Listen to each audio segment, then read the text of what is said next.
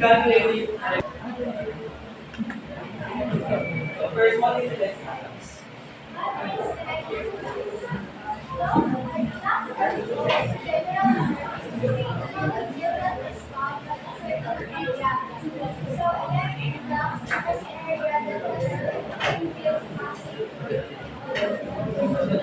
So yung electric flux flow is yung flow ng electric field in a certain surface. So the regulation niya sa electric field. So for the electric field is the measure of so electric field is the physical field that surrounds electrically charged particles. So yung electric flux naman is the measure of electric field through a given surface. So meron siyang mga perpendicular. Sa perpendicular, area of from the electric field is equal to electric flux. So that is multiplied para i-explain yung ang unang rule is when the electric field is perpendicular to the area and parallel or parallel to the normal line. So the electric flux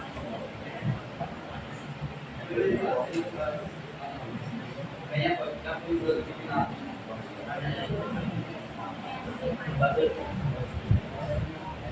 electric flux is equal to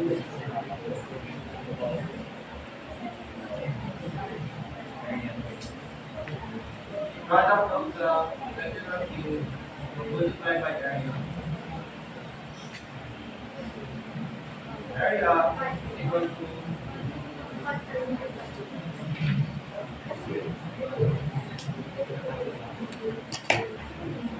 4 by R.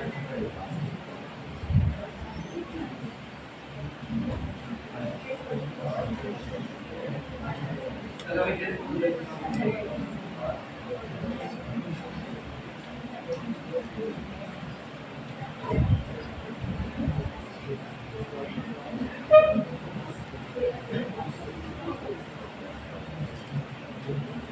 kunwari po may given po tayo 4 meters 8 positive charge 50 upon and negative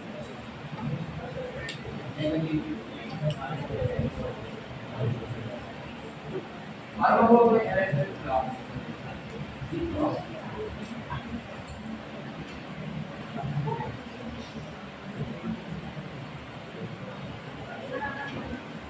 gagawin ko tayo ng box. According to box ito,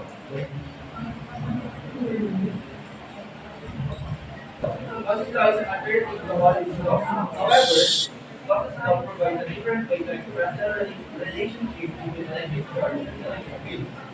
Gauss's law states that total electric flux through any closed surface is proportional to the total electric charge inside the surface. Denoted as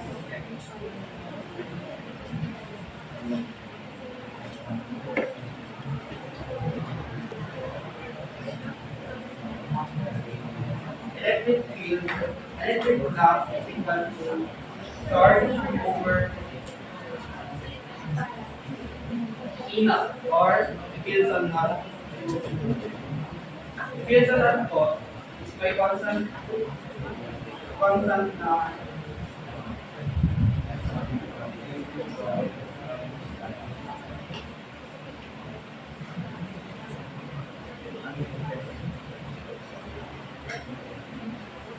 at para po makuha ito, ito po yung gagawin.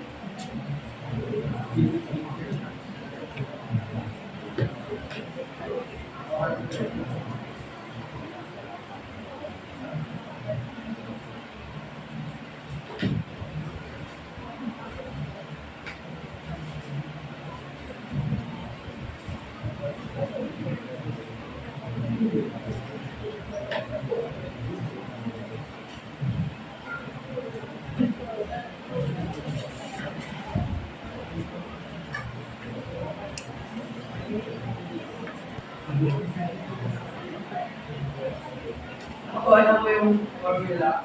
para makuha yung electric flux na perpendicular electric field sa circuit. Sabi ko nga po, may constant value field sa not natin. Pag magiging may value, ano ba yung gagawin natin? Electric field, electric flux equal to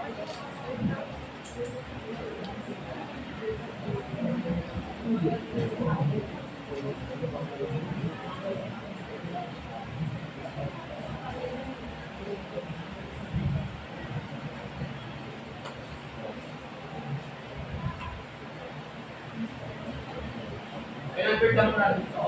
May no.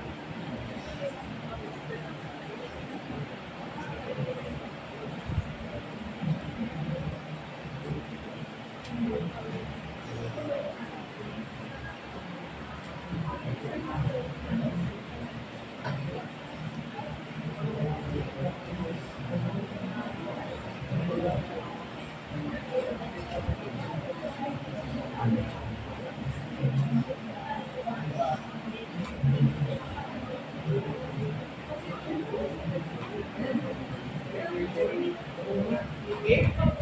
Pag positive charge po yung natin, siya yung lalabas ng electric field. So, ang final answer ko sa electric flux is positive. Kapag negative naman po, then negative din po yung magiging final answer. Pareho po yung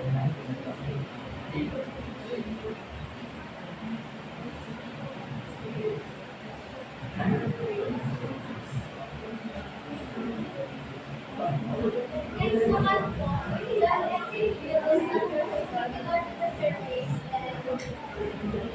The other person that we are excluded by an equal is represented as electric flux equal to regarding to electric field.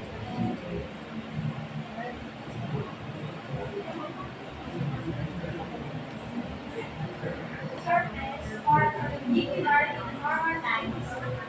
The angle between the normal line and electric field is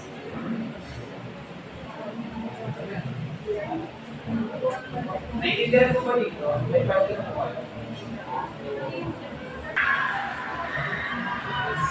Iba ko yun.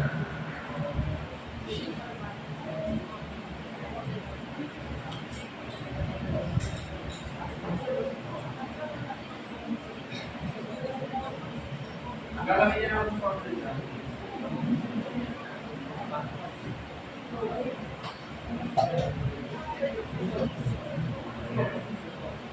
Electric flux is equal to the product of electric field multiplied by area multiplied by cosine phi.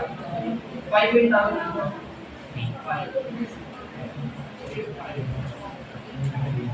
Para makuha ko yung phi, sabihin natin may 20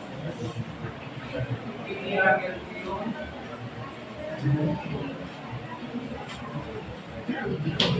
and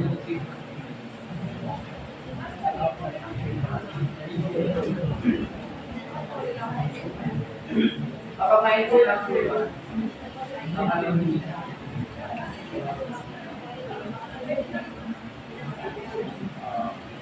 Sabihin po natin yung ano natin para sa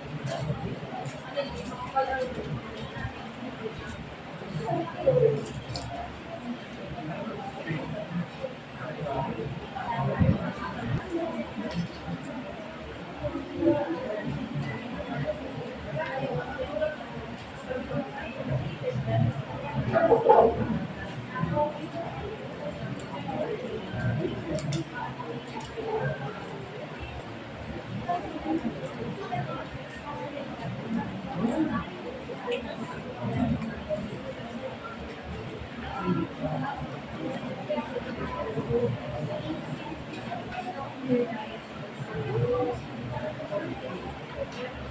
yung formula kapag kailan ko yung electrical your base current. Ito yung formula. Ang ano ko lang ang main area natin is pi r squared. Meron po tayong given na binigay na 3 meters at 100 Newton per ton.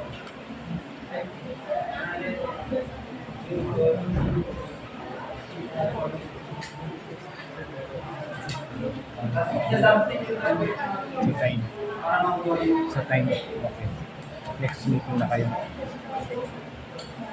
Hindi lang kayo handa eh. Hindi lang kayo handa eh. Hindi lang yata kayo handa eh. Ano